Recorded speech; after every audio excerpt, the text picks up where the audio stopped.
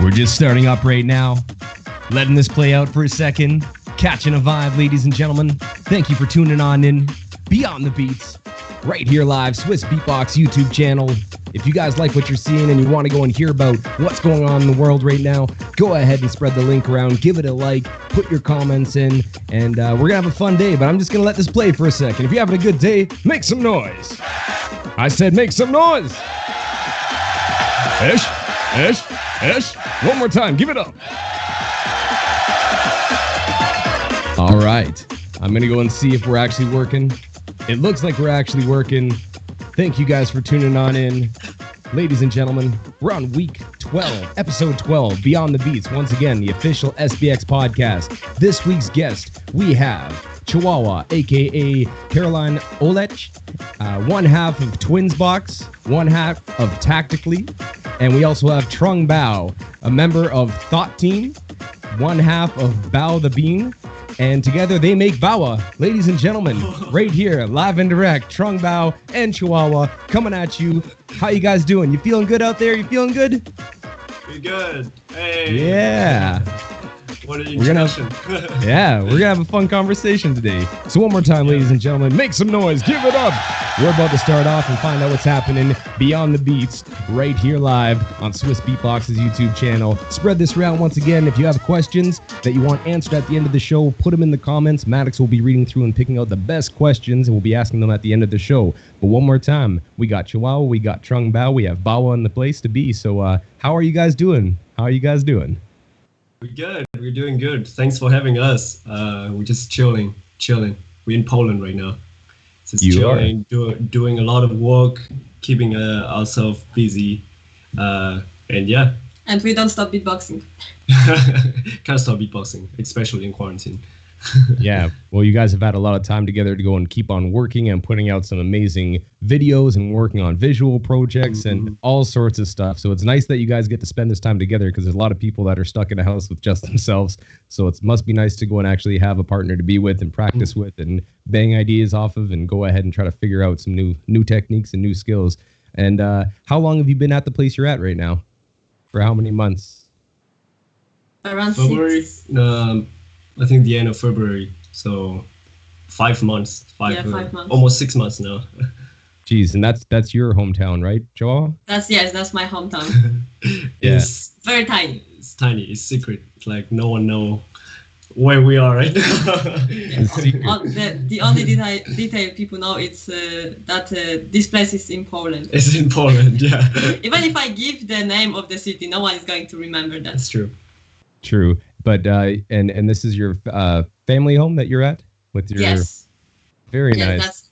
Yes. So we have a whole big house and the garden. And a garden. You know, I come from a big city, and I've always been living in big city. So this is such a crazy change for me.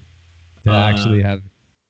Yeah, to actually have a garden. You know, like, because in where I grew up in Vietnam, houses are so tiny, like squeeze, and they build very high up. So we never really have any space for garden, or like you grow your own plants. You know, that's crazy. Yeah, we have fruit in garden. We even have fruit here. And herbs. What type of fruit are you guys growing right now? Tell me that off the start. Some kind of berries. I don't really know the name, but yeah, few types of berries and apple.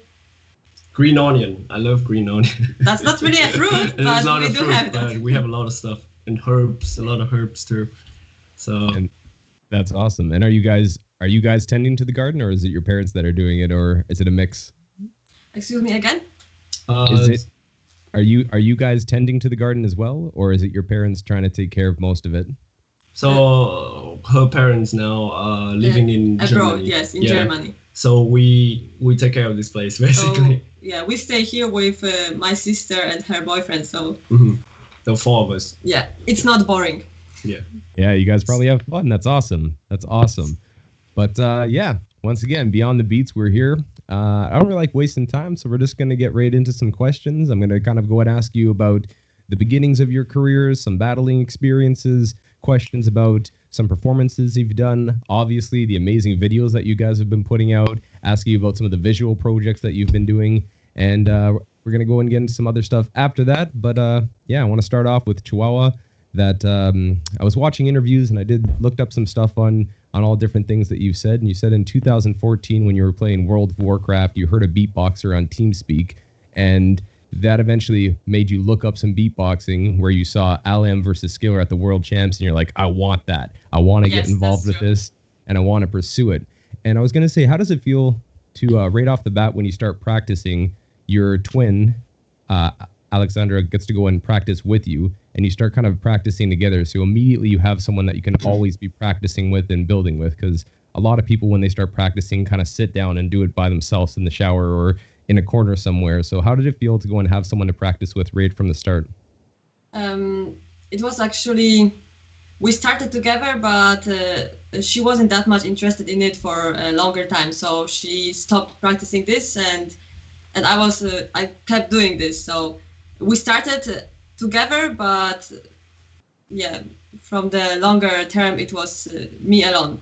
But about how it is to start practicing with another person, it feels good, because it's when you watch a lot of tutorials, you are not really sure if you're doing something correctly and if you're going a good way. And knowing myself, probably I would drop that after not being sure.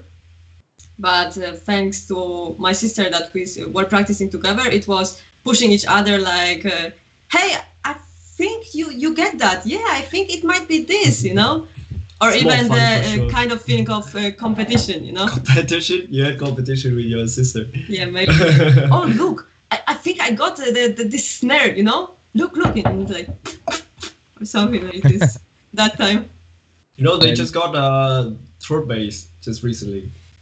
Both you and... That's true. Actually, And like it was yesterday or 2 days ago. 2 days ago. So I always wanted to have throat bass, but when I was learning this sound from tutorials, they always explain, like, make the sound of cleaning your throat. So it's like, but this leads to chest bass for me, because, you know, everyone does things differently with the body. So You know, everyone clear their throat at different yeah, spot. right?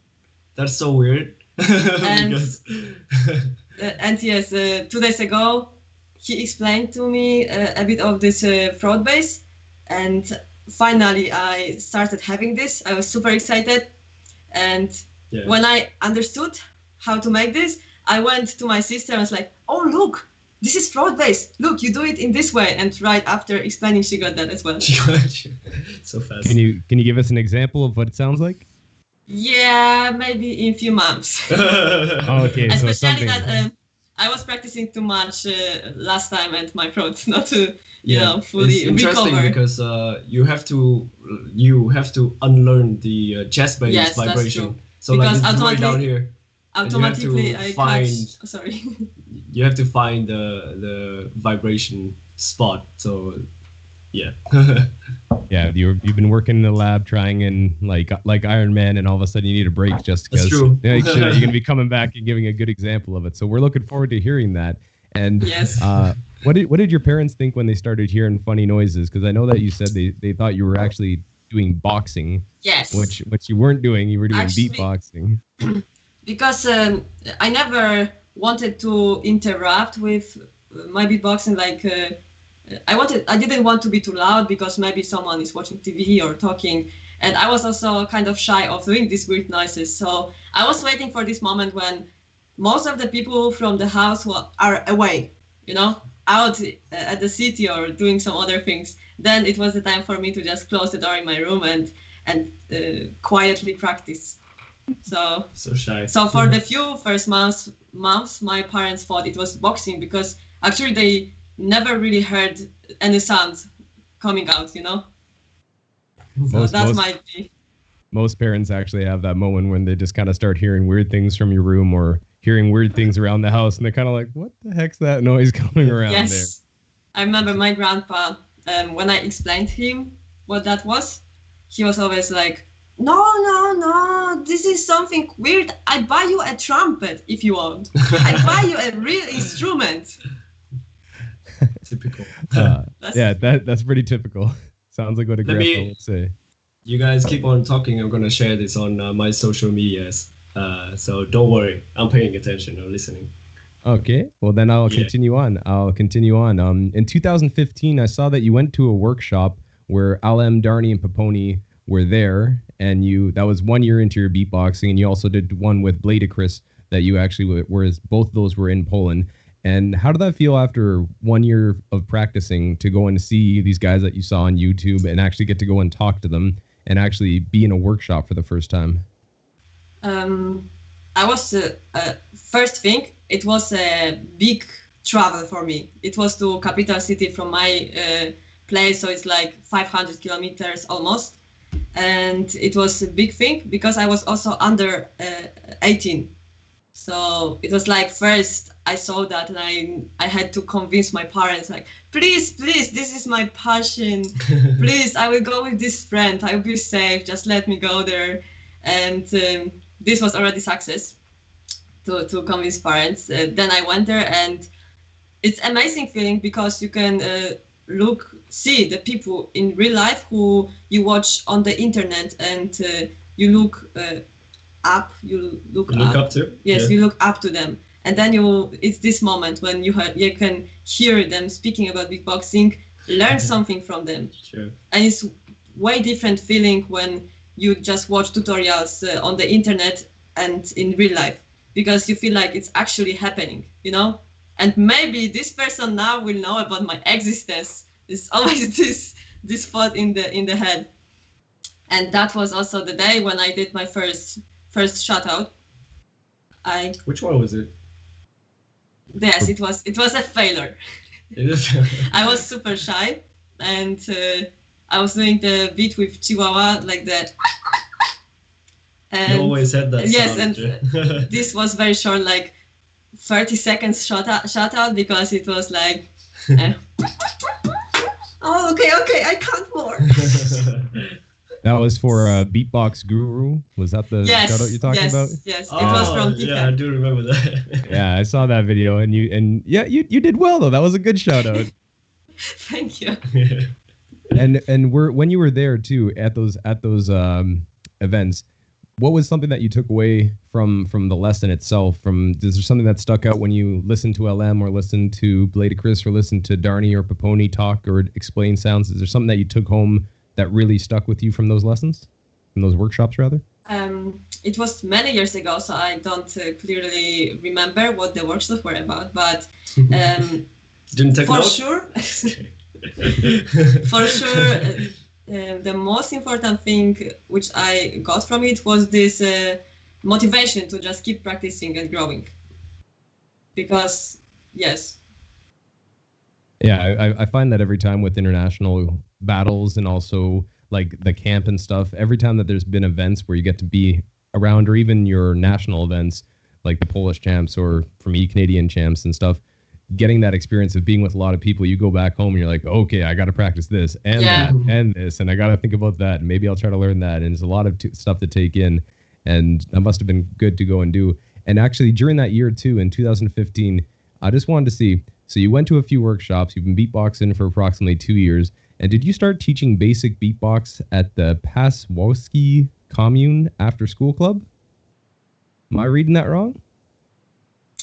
Can you say that again? You were teaching beatbox? Yeah, I found a website there that said that you were teaching after school program at a Paszowice. Interesting. Never heard of this before. Yeah, I don't really remember this. Huh. Maybe there was something where I was teaching some basic sounds, because I remember that I found basically in my city there was no beatboxers, so I found some group of people meeting in city next to near mine. So we were meeting sometime, like let's say twice a month, and just practicing together. But I've been always shy with my beatboxing, so can't really remember teaching anyone.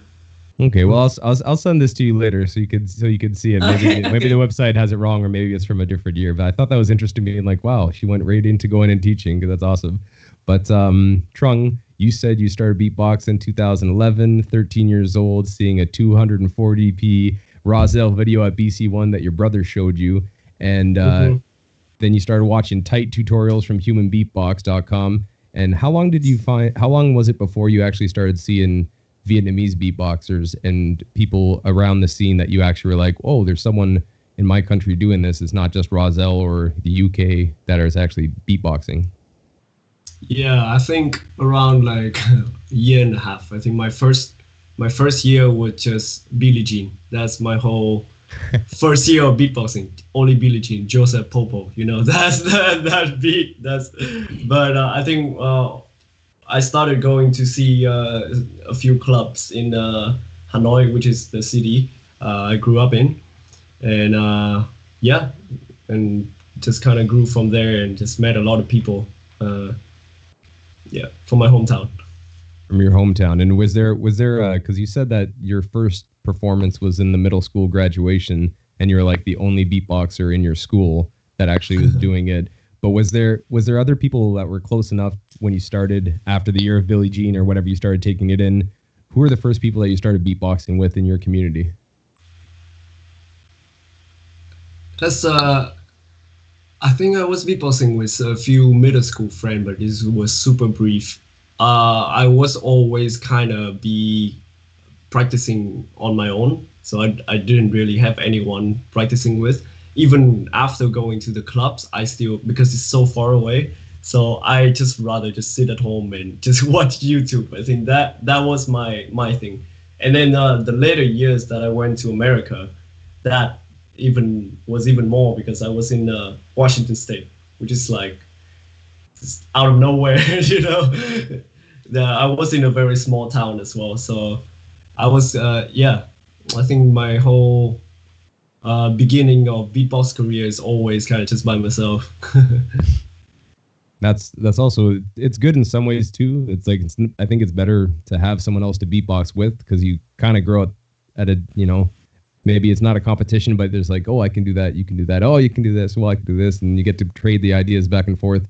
But having your own self to go and bounce the ideas off of, it gives you time to go and maybe get confidence in your beatbox before showing people. So when you actually go and meet them, you're actually at a level where you're like, okay, I can actually grab a microphone and do my thing. Yeah, I was performing at like random places. Like when I was in America, I would perform at school party. I mean, obviously everyone does that. And I was even performing at the church, like beatboxing at the church. And I was doing Justin Timberlake, like a, you know, I was doing it that. But I remember I was very comfortable beatboxing. I was never like shy or anything. I would try to get on the opportunity to perform in front of people. So it just happened that I didn't have beatboxers around me to practicing with. And actually, I never liked ventrilo. Never. I never liked going on ventrilo. But I watched some of the battles on there. It was crazy, but I don't know. I never felt comfortable going there. I can't recall why, but yeah. No, that's fair. I never. I went on ventrilo like once or twice because John Heat from Canada was like, "You got to check this out," and I started seeing. I'm like, crazy online community, but it's just I guess just not that tech savvy or took the initiative to go and actually jump on and do this stuff. So it was always odd for me to see the online scene, and now to see it now, what it's become because of obvious situations. Now it's the thing where all the biggest battles are happening, Grand Beatbox and all sorts of things, Look Up and all those things are actually happening online. So it's crazy. And have you guys been staying up to date with the stuff that's happening online? I think, have you been judging stuff or wanting to participate in any battles that are happening online currently? So you judged the UK champ online, and I judged the Beatbox International online battle. Yeah, it's crazy. I mean, the level of the beatboxers, even online now, are so high that you sometimes get the same energy. Not the same, okay, not the same, but you get this very.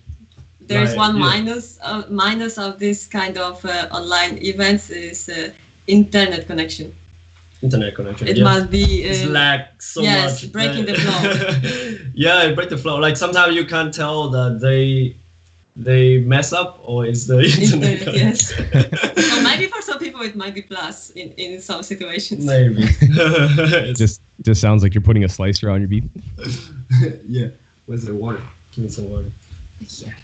Yeah, and one more question before we get into your battling that you guys did. You played Trung. You played guitar, and I found a cover where you were doing drifting cover, where you were playing guitar and kind of playing the beat along to it. And also, Chiwawa, you said that you went to piano lessons but didn't really like the structure of it when you were a kid. And I was just going to say, other than training your ears to be actually able to hear what's happening musically and maybe learning some music theory, what did you guys think about for advice for beatboxers at the beginning? Do you think it's a good idea to learn music, or do you think it's better to just be more experimental in beats and try freeform with the idea of being able to just come back to it and try to do it all by ear without any training? You want me to go? Yes. Yeah, I do believe music theory is important, but I wouldn't go too strict on like you have to know music theory to create music. Music theory is rather, in my opinion, rather an anchor to kind of make sense, or it's also a way of create as well. But without music theory, the experimental process is also very important. I think it's because sometimes people study music theory is too harsh on themselves, you know. They have to go by the rules, but these rules are basically just kind of like sometimes you go back to the rules and just checking yourself if things if you cannot find if you hear there's something wrong but you don't know what it is. That's when I think music theory come in to kind of like sort it out and make sense of things. Yeah. And both of you have siblings that play instruments. Like your sister plays piano and your brother plays violin, right? So do you guys? I've seen videos of you guys both jamming with your brother. Like for you, you did what was that called? Happy or something like that. Pharrell.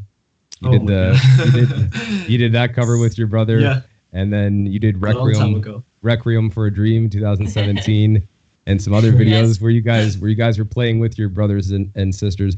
And is that something that still comes up to the day when you're just with your family? Because I see that you're both very family oriented and you get to hang out. So is it I don't know, when you're at like a big festive dinner or Christmas time or something, do you guys still jam with your siblings? Actually, when me and my sister were smaller, we always during the Christmas time we always were learning some Christmas songs on the piano, and we always were playing for the family. And it was like we usually would have similar clothes, twins, playing like two people at the same time, cute. You know. But yeah, it was actually only when we were smaller. So, but it's good to have a similar hobby with your sibling, because you can just connect in other ways than only, you know, I mean that's good too, but some people just prefer watching TV, some people prefer jam together, maybe other people play games, but yeah. But with my brother, I mean right now I cannot go back home, so we haven't met for like a while, but anytime we meet, I would say like there will be days that we just jam and play music. You know, his music career is very different from mine. His classical music is very different. Yeah, he studied like, you know, big brain music. That's what I call. But it doesn't mean that he cannot just be free and just play and just jam, you know. Yeah, so it's always fun. I even remember last time when we were in Vietnam, we were just jamming together. Yeah, it's just fun. I mean, it's just fun. Now, that must be comforting as well to go and have siblings that understand music, so you can bounce ideas off them, or they can hear something and give you a feedback and actually be there right there and be like, you know, that part needs to be like this in key, or this is, you know, give some opinions on it. Sure. So I want to get into your guys when you guys started battling. So I'll start off ladies first. We'll go with Chiwawa. You said the first, basically when you started battling in the scene, from what I can see, the first time that you ever jumped on a microphone was at a battle. Maybe I'm wrong. You said this. You were at a small battle and they called your name and you were all nervous because you're in the washroom and didn't want to jump on the microphone. But I was going to say, how was that feeling of actually going up and being in and taking a microphone for the first time in front of other beatboxers and showing your skill? Yeah, from my memory, it was terrible. It's terrible. Yes, because first time. Yeah, first ever time. You know, people get stressed. So I can't say it was my most successful performance. So I was new, I was stressed, there were many people. Yeah, and the stress made me also not feel the best, you know? Yeah. So, yeah. But I was glad that I got on the stage, you know? Because with every time you do this, you're getting this experience, you get better and better. So it just, there need to be this first time when you go on the stage, even if you are not satisfied with what you did there, is this first step to grow. And I can see that very early on. There's other Polish beatboxers that were girls in the scene that like Mystique and Pinzinka. Okay. Well, there's another one, but anyways, but in 2016, you guys already had the forward thought to go and put together the Polish beatbox females as YouTube and on Facebook. And how did it feel to go into that scene and actually having other females to perform with? Because you performed with Mystique at the national championships as tactically, and you got that opportunity to be on stage in 2015, where you already had this Chihuahua special sound, and you actually get to go and perform. So how did it feel to actually have other women in the scene that you could connect with right off the start? Actually, first time I saw Mystique, it was when we didn't know each other, and I saw a YouTube video from some years in back. It was a Polish championship. I can't say what year that was because I don't remember. But she was battling another girl, and she was like aggressive, and I was always like, I'm so afraid of having a battle with her in the future, you know. But then I met her for the first time, and she was the nicest person I've ever met, you know. Isn't that like most of the beatboxers? Yes, but I didn't know it that time. You know? Now I can recognize, you know, stage presence and how you behave on the stage, and that in real life you are way different. Yeah. But back in the days, it was for me so hard to recognize this too. So yes, this was the first time when I learned that the stage doesn't define your behavior on the stage, doesn't define your behavior in real life, like beside the stage. So yes, so she was like very lovely girl, and it was very fast decision to jump on the stage as a tag team, and we just went to the toilet, practice a bit, and just go on the stage from there. And yeah, I think it's better to have another person similar to you in the scene at the event, because you feel more connected, you know. You feel more connected. You kind of can talk about more things, and actually me and Mystic are similar from the character as well. So it was even more connection. Like it's very nice to talk to each other. And you still are in contact today, or did she kind of not moved that on? much? Yeah, not that much anymore. Well, people do eventually, with certain people rather, have different interests that they go and follow. But again, it's nice memories to have with her. Yes, but I'm sure if I would meet her at any event again, there wouldn't be any difference from back in the days. So true, and when you were at those first championships too, where you didn't actually battle but you got the opportunity to perform, what was the reaction by that time? Had you already been on stage a few more times, so you felt more confident and be able to go on? Because I remember the one video where you put your hoodie up and the whole crowd goes crazy before the drop. I was like, oh, that went hard at like 2015 already. Yeah, I like going back to this video because it's a nice memory. But yeah, I always been having this problem with stress before going on the stage, which probably a lot of people have. So it's always been kind of, stomachache, not feeling well, and it's just the time you gotta get through. So every time I'm about to go on the stage, I have this in my mind that I just need to do it for my future. Yeah, training. And after training all, time. yes, after all, it's actually nice memory, as it was mentioned, and satisfaction.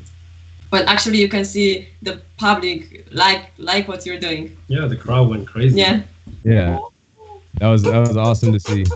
It was the first time when I actually showed some of my style to Polish community at the event, and when I went down from the stage, there were many people coming and like, wow, that was amazing, high five. Mm-hmm. And it was like, it's actually not that bad.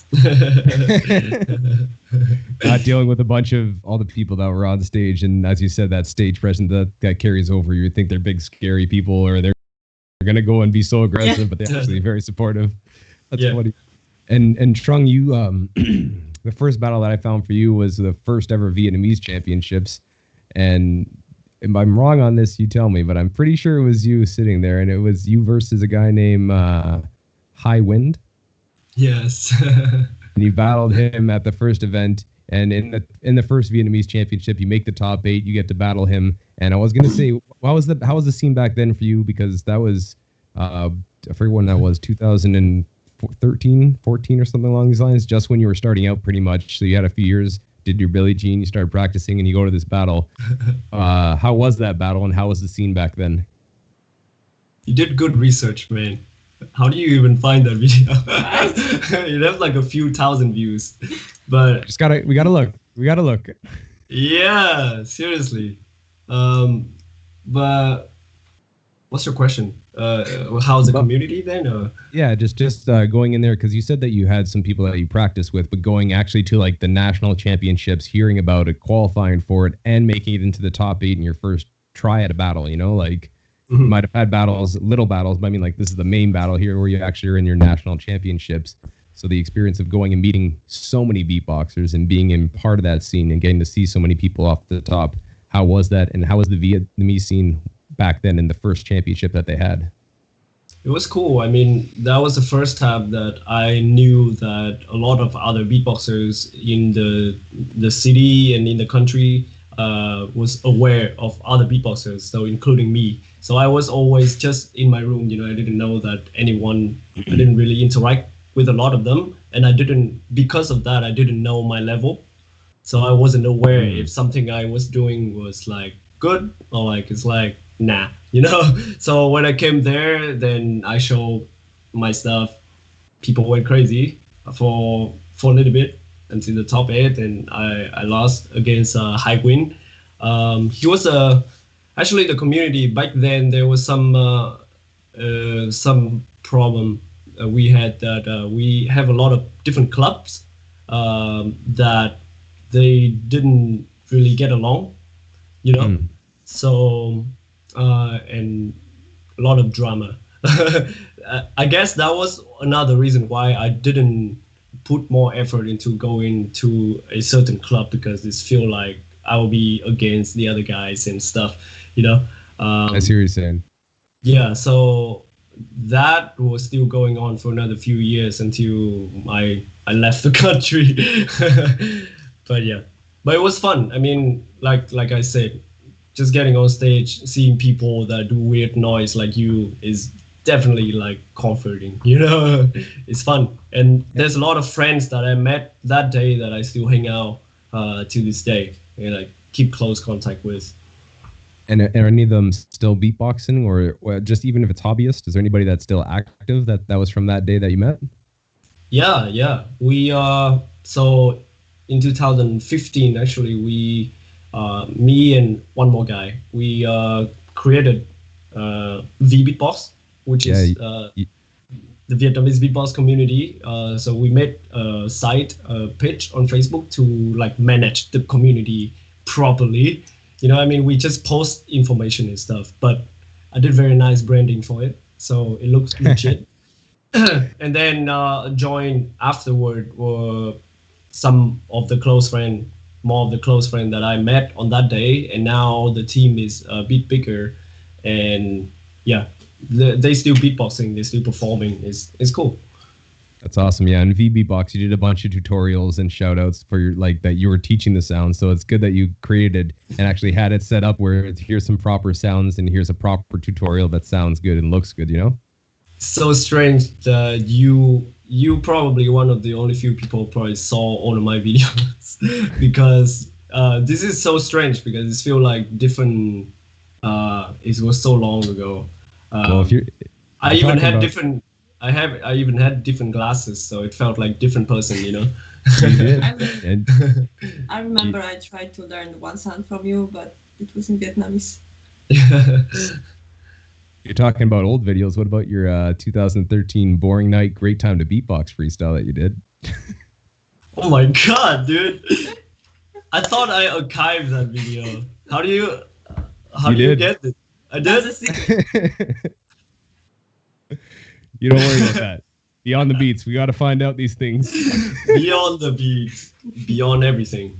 I get attention, you run. Oh my god. Yeah. And Chiwawa, I want to get back and ask you to when let's go and fast forward because 2018 was a big year for you, a very big year for you. You go to the World Champs, and you say that's the time that you actually had your first real beatbox battles that you were there and actually get to go and battle. And you battle J9, Flashbox, and you end up in the finals of the World Champs versus Kayla, representing Poland, and you become the vice champion of the world 2018. I was going to say, how did that like resonate with you? And when you went home with your parents, family, friends, people just being excited for you, obviously, but like, what was the feeling of actually trying out for a battle and getting that much success off your first battle that you actually went into? So actually I was preparing for this. He was helping me practicing beatbox, and we are in Vietnam together, and we together went to Berlin for this event. And yeah, actually during the event you don't really feel what's going on, you know. Oh, Berlin that year, it was so hot. Yes, it was so hot. You were there? No air conditioner. I don't think we could think about anything. It was just too hot. It was just happening. It was just everything's like so hazy, you know, like everything's so hot. Yeah. So many people. Yeah, and then, I was on stage underneath the lights, trying to go and introduce everybody for like however many hours straight, 24 hours in 2 days or something crazy. And then, so you realize what was happening after the event, actually. So, I was very proud that I went that far because, I didn't put how do you say this? Expectation too high, because I was afraid to be disappointed, which is not that great. It's better to expect a lot and push yourself. But that time it was because I knew all of your routine because you were practicing with me those routines, and I just remember the feeling watching them being performed on stage with a big sound system, and you actually on the stage and go pretty hard. Like Chihuahua is like aggressive beatboxer, you know, like. You have this aggressive like beast kind of. I was afraid that I would be just shy on the stage, staying there, but actually before the stage it's stress and just stress and being nervous. But when I get on the stage and all of this starts, it just stops, this feeling. Your brain just turn off, and the only thing you see, not even the crowd, it's just you being on the stage with your opponent. So this is like just switch of the personality or whatever that is. Yeah. I remember one thing I realized when seeing you is that you look so cute Like you're not like the biggest person, but your sound is big. Like that was some interesting thing that I never realized. Like because your sound are so like you have this kind of style. And but yeah, I was also lucky. However, that sounds. I was lucky that I got a throat infection in Vietnam before the event, because somehow this throat infection unlocked the high sound which I have. You found the high sound? Yes. Whoa. Really? Wow. Right before the I event. don't remember. Really? Yes, I got the throat infection. Then I cured it, but.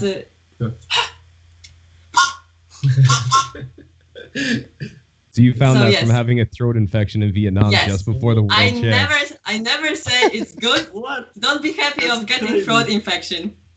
But I remember I was stressing if I will be able to go at the event and beatbox, because I was having like bad throat infection.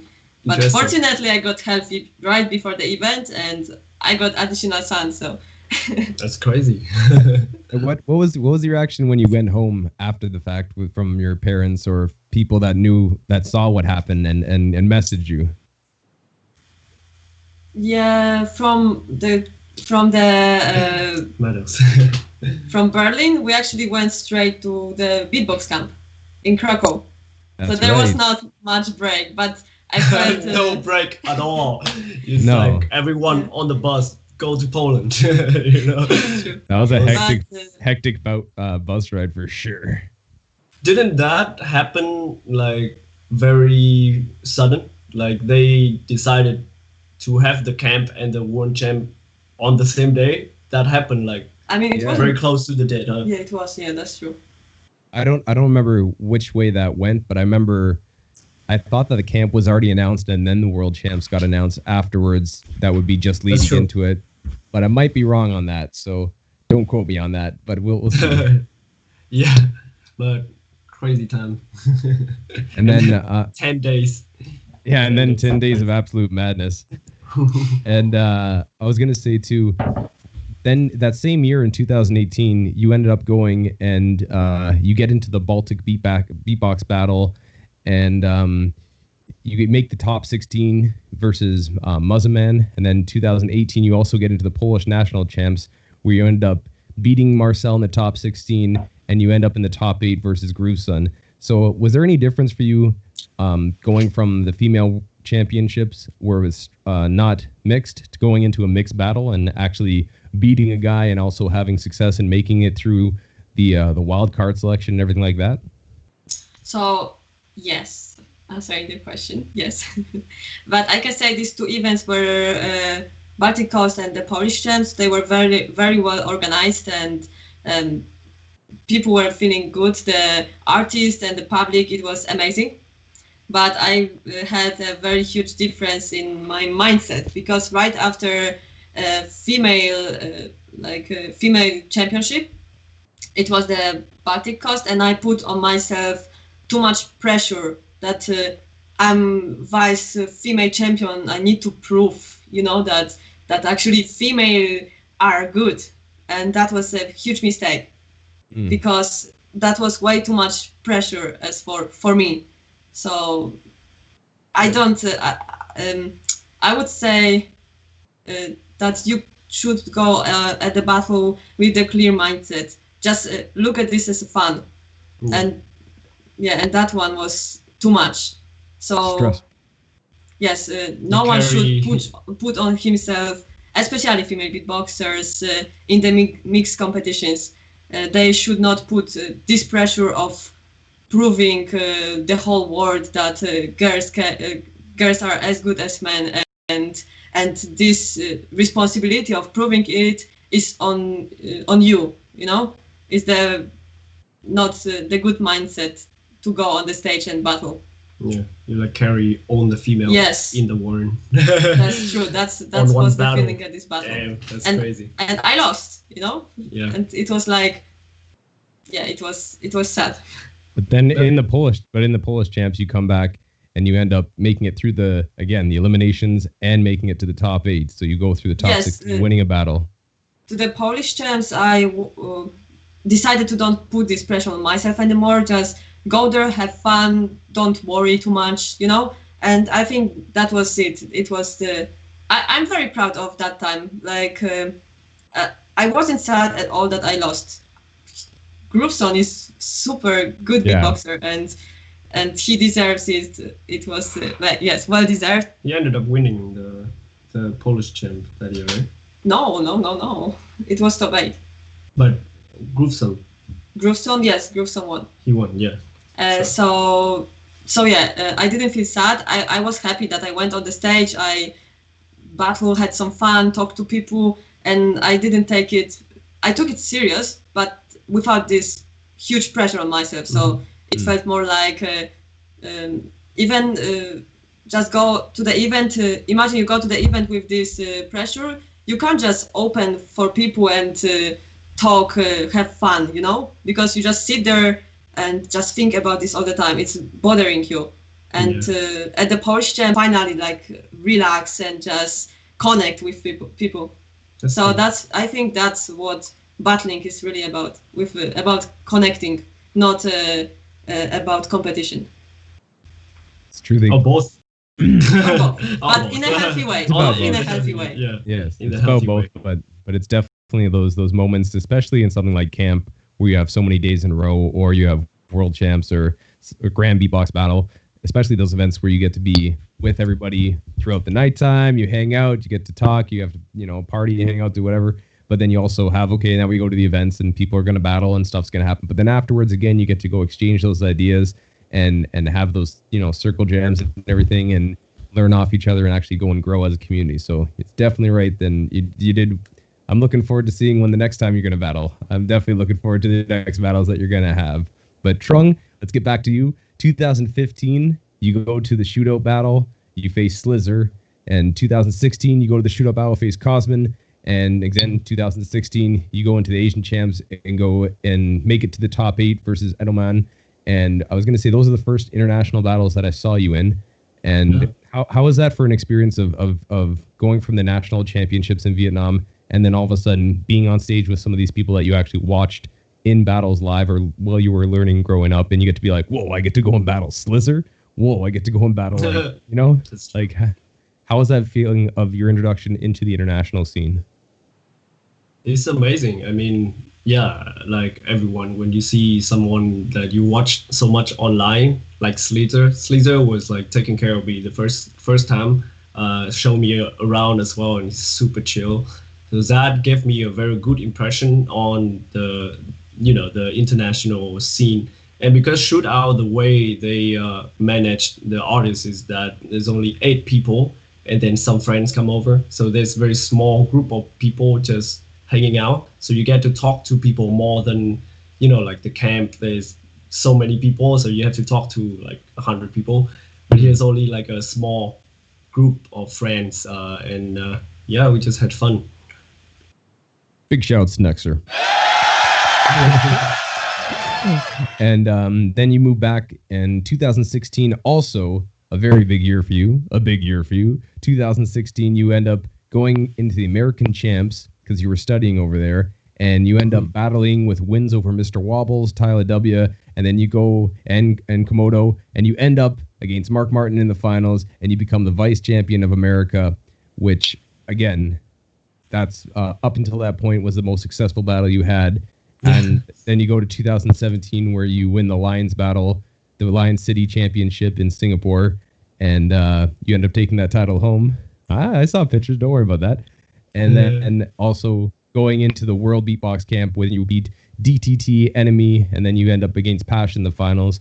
And I was going to say, when you got to be Vice American Champion and have these 2 wins on your belt in 2017 at Lions City and also at the World Beatbox Camp, you go back, and I saw that you got like so much exposure from that in Vietnam, and people would be referencing you and giving you interviews and talking about it. So how did those wins for your career, how did those wins like enhance your career / what was the impact it had? And also for you to actually go and win a beatbox battle, since you trained from 2000 and I think you said 11 till then, to actually go and win a battle. How did it feel for yourself personally to win it? And also what impact did those wins have on you, on your career?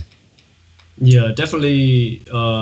American Champ was the big hit for me. That just give me so much like motivation because up until that point I never won a battle. So I always got into top 8, Vietnamese champ and shootout twice, only top 8, and then American Champ just went through. And then around the same time I also got the wildcard for GBB 2017. So in before World Beatbox Camp was GBB, and that was when we met, by the way. Yes, it was. True story. And that's where you battled FIB, and then you end up having your hardest battle, you said, against Napalm, and then you got to the small finals against Alexinho. So again, another absolutely great international list of people that you got to go and battle. So that kind of give me a solid reputation in international scene or in Vietnam as well. Like people look at me differently because I go to these are like legit huge battle, and for World Beatbox Camp like against Patch, most people would only talk about the final because it's so crazy and it get the most amount of views as well, and just the fact that I think in Vietnam it's a very small country. People love when there's Vietnamese abroad winning something, and that's just the mentality. It's cool. I mean, it's cool. It's give me a lot of exposure from that. So I mean, it's just because I know my level of beatboxing. I wouldn't say I'm like the top one beatboxer in the world. You know, I don't think anyone is top one beatboxer in the world, but I know my level. And in Vietnam, finally, like people can see what I was doing, and because of that, I got opportunities to do a lot of projects that I don't think without the World Beatbox Camp, American Champ, and GBB, I would be able to. And do you currently, because again, I've seen you put out videos, your wild cards, and you put out stuff like Venom, and you get ranked with another battle or another video for GBB, you get ranked first in the wild cards. So it's not just a one-time wonder of winning a battle. You're consistently on top and doing very well. And I would say that you're in that 1%. You don't have to be so not boastful about that. You're definitely at a high level. Both of you are at high levels. But with having that success, do you guys? This is a question for both of you. But are you planning on battling in the future? Are you guys planning solo? Is Chiwawa, is Trung Bao planning on battling in the future? And there's any goals that you have? And then also together as Bawa, how do you guys see that coming together and battling? Because I know you want to get into Grand Beatbox Battle, but you were in 2 separate countries, so you couldn't make the wildcard video. But I'm asking is there battles that you want to go individually to battle in and maybe win? Or are there battles that together you guys also want to go and battle in? GBB. GBB. Yeah, that's the goal. I mean, I already got into GBB this year, so that's my next battle. But I'm pretty sure that's your... Yes, this is my goal, to win GBB by Because I know, because I work with Swissbeatbox, I knew that she got 32. Yeah, out of 253 different people, you came 32nd, which is great. They don't announce that because they only announce until 30. Yeah. What a pity.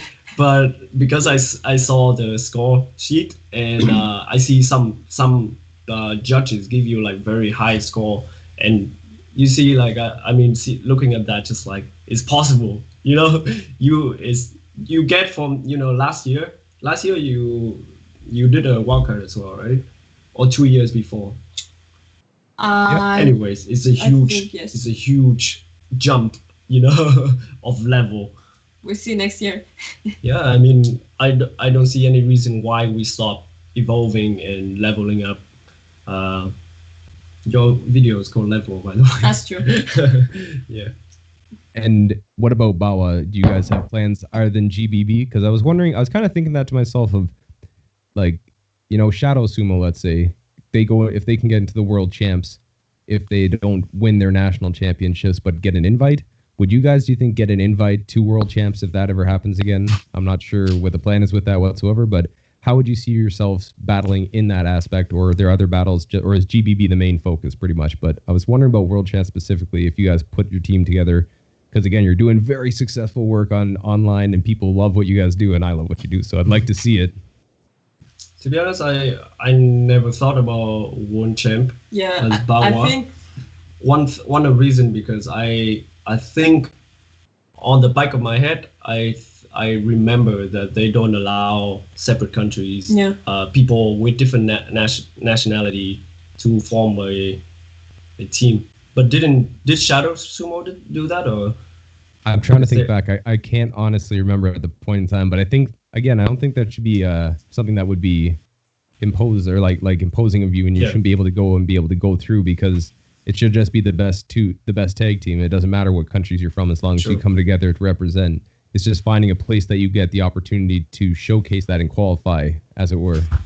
Yeah, I mean, when we are ready, when we create more routines, for sure, whatever battle we will take on, That's true, yes. But GBB is just conveniently the best so far, like that we see in terms of quality and like it's scale international as well. So like they don't separate female and they don't separate female and male battle. Everything just kind of, just we don't see any problems. Yeah, we don't see any problem. And I see also for career wise, I see GBB is definitely the best for career, for beatbox career. GBB big exposure. Is still growing. So. And it's growing every year. It's just keep getting bigger.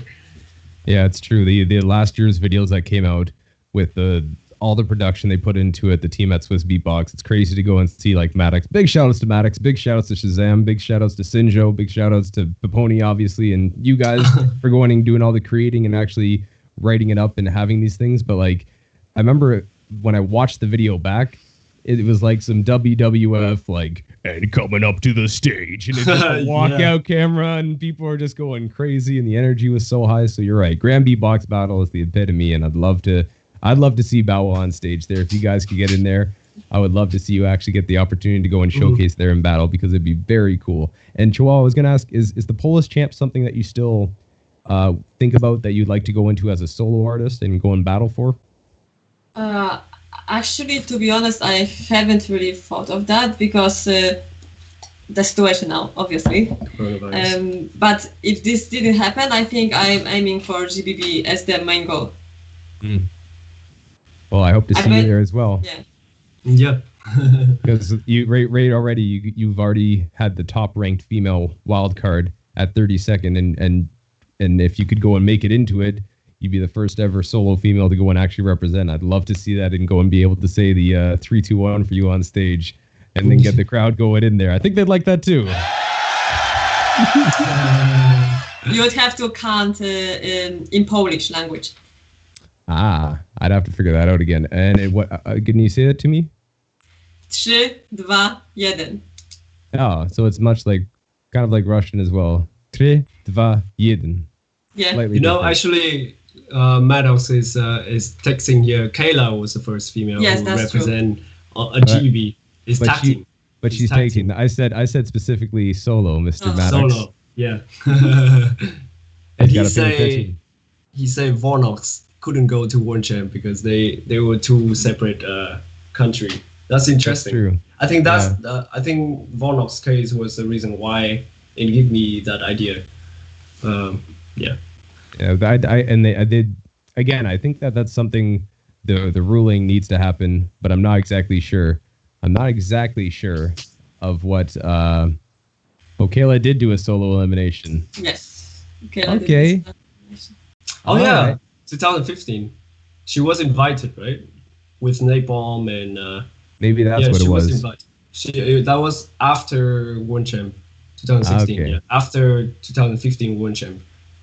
And for the for the people that are watching at home, and we're talking randomly off of someone, Maddox is messaging us and sending messages to us in the corner. So we're not just randomly all of a sudden staring at each other and thinking of these things. Maddox is typing into us. And if you guys, continuing on this message, if you guys do have any questions and you want to go and ask, make sure you type them in. Maddox will be selecting some of the best ones, and I'll ask them at the end. But getting back on track, I wanted to go and say, other than, because you performed and judged in China and France and the UK, I'm talking to you, Chiwawa, and where else have you had times that you've got the opportunity, solo career wise? Where else do you like performing? And is there obviously they've been put on breaks, but the one thing that I saw that you guys both were involved in is you guys did work with something called Overseas, and you got to go and travel around with what's the guy's name? Winley. No Hong Quang as the yes. Yeah. So he's performing with the jaw harp and he's playing instruments, and then you also have the circus act that's coming along. But you guys got to go and do that showcase together, working on and off in Lyon when you were in France. And I was just wondering, where else do you guys, career-wise, like as a solo beatboxer, working on different projects? What other projects have you been working on or would like to work on? I'm asking Chiwawa first, and I'll get to you, Trung, right afterwards. Actually, Overseas, we didn't have opportunity to perform together. Actually, we did at the last one, at the end. Oh, yeah. Yeah. But I think that project was mostly is about Vietnamese culture and Vietnamese artists around the world. So there was one time that my visa got messed up in France, and I had to leave early before the event happened. So I couldn't perform that year, and Chiwawa just went on stage and just performed it for me. It was like that. I was attending the preparing rehearsals as well, so I knew what to do and how to do this. It's cool. Yeah. It's cool. And last year, the last performance in Berlin, we got to perform together. So it was very spontaneous as well. And that's a project that's still ongoing, is it not? Or is it something? Yeah, well, obviously, again, when stuff gets back to quote unquote relative normalcy, that show will come and pick back up, because it seems super interesting. I'd love to go and actually see that. From the videos that I saw on it, it just looked really awesome. Because if with you, Trung, you went on and you did this New Year's performance where the guy was using the jaw harp, and then you were working same guy, and you worked with Joel Hanna, the tap dancer, Hannah, and you're doing a folk song called Goy M. Am I right? So I was gonna say, how did that come together, where you started working with this gentleman and getting that opportunity? Because I've seen you guys do a bunch of different showcases together, where bringing together some traditional Vietnamese styles with beatboxing and pairing that up. Yeah, so I mean, we met through the Overseas project in France. That's the first time we ever met, and he's like one generation before me, so not as young as I am, but we got connected. I don't know, this guy just very interesting because he also travel around the world and play Vietnamese music to the world. He studied in Netherlands actually. So study composing, I believe. But very interesting guy. And we just had an idea. It's also very like freestyle, like we had an idea. He had this song, and I heard it. I was like, maybe we can use some percussion and some bass in here as well, because his track, his song at that time didn't have any percussion. It's just a mouth harp and singing and instrument, and we just blew up the stage with that performance. It's crazy. Yeah, that was 50,000 people in front of 50,000 people. How did that feel to be on stage? Because that was the New Year's, right? Yeah, it's New Year and it's a walking street, so literally anyone could just go there. And there's this huge brand, Billboard. Billboard actually put that up. Maybe not Billboard, but they work with Billboard.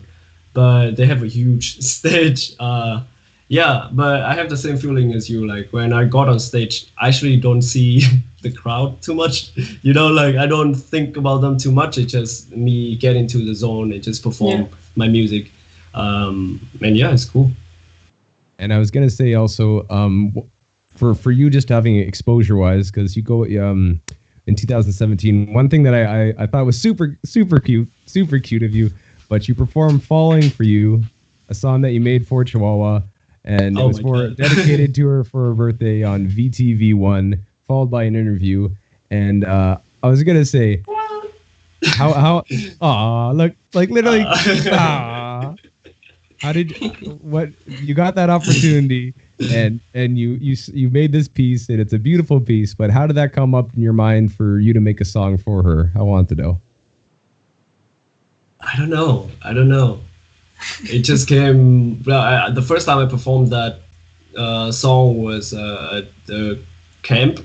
It was at the World Beatbox camp against either DTT or Enemy. I think already I performed it there, and then I performed one more official version of that at GBB 2018 for the elimination round, and I don't know.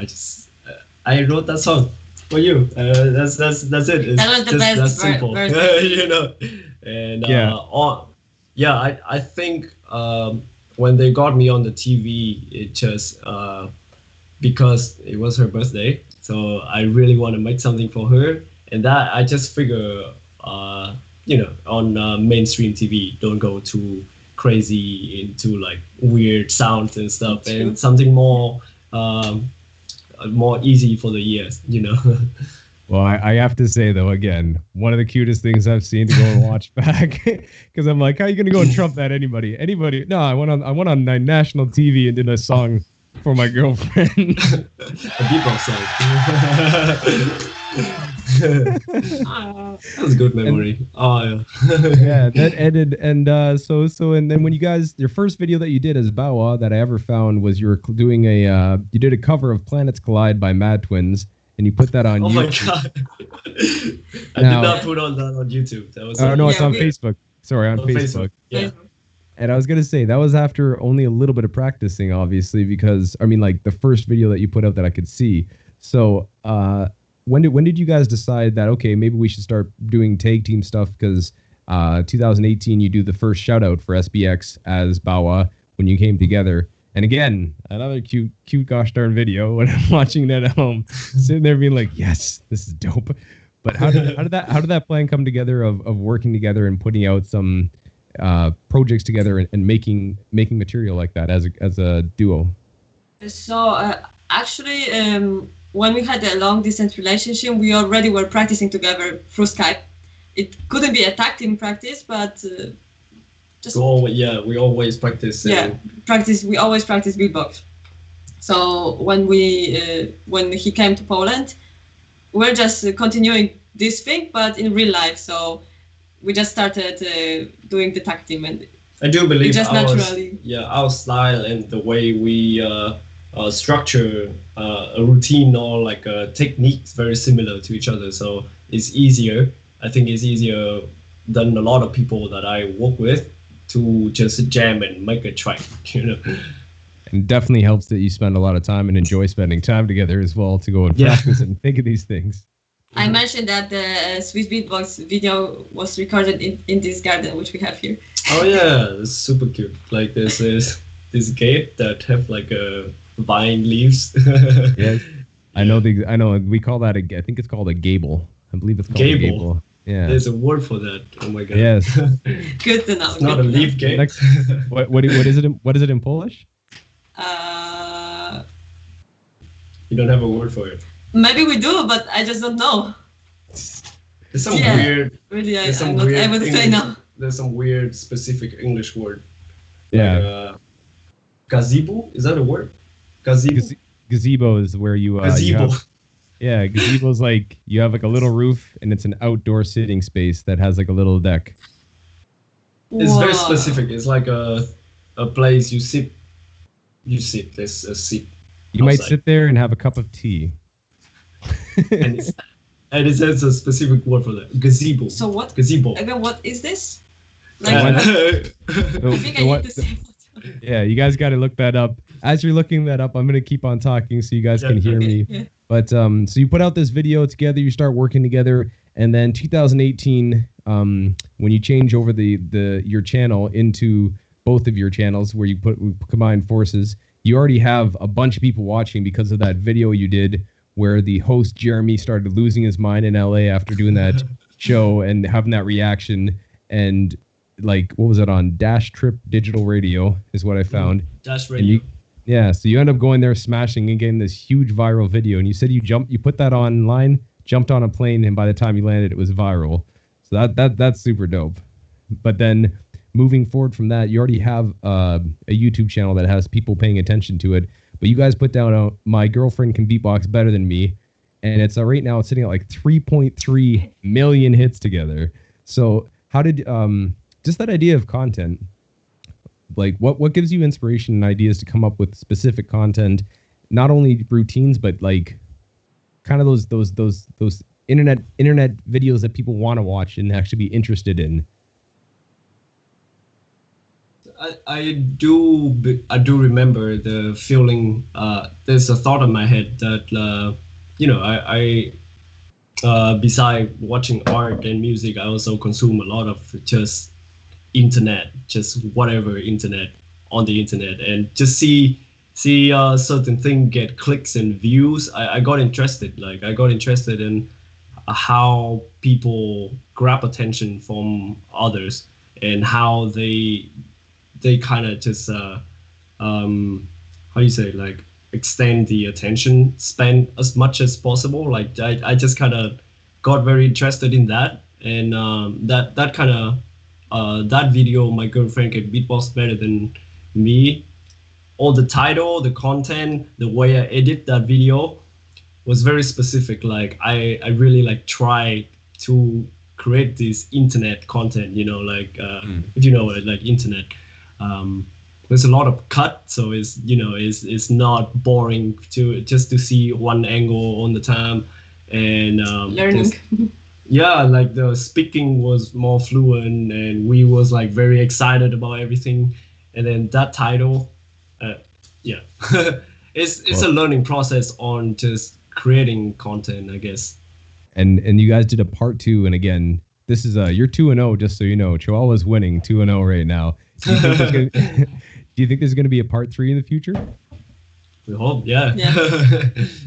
I'm we'll see who will win. We're working on a lot of project at the moment, and hopefully we can jump back on that. But watch out for some more contents coming out soon. Yeah, well, you guys have been putting out good stuff since you started. You have Get to the Point, where you guys work together. How to Say I Love You in beatbox language, another good video. You're Not Ready for This, My Way on the Dark Side, and Chill Beatbox for the Holidays. Oh, yeah. I've been I don't know, you guys. That was a Christmassy type video where you guys had that in the background. That's super quick. It was super. Yeah, it was quick. Just like we actually, my family came over, and we were sitting, chilling with my brother, and we were watching some TV. And it's funny. Your brother was just like right there. Yeah, he was like. We decided to record it, and we're like, give us 15 minutes. We were sitting on the floor next to the Christmas tree. And we just made a quick video and just continue hanging out.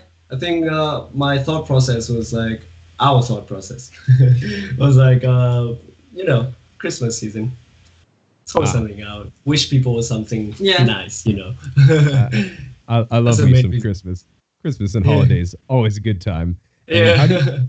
How do you guys to collectively figure out routines? Not just having these videos that you said as internet content necessarily, but actual routines that you've been working on, and having stuff like that. You're Not Ready for This in My Way. How did you guys sit there and make it that would mesh well? Because you said that you have styles and processes that work together relatively well already, but is there something that you guys really structure out and think of, okay, I'm going to start at the beginning, you're going to do this, or going to do that, or does it come from jams? How do you guys work together on duet pieces?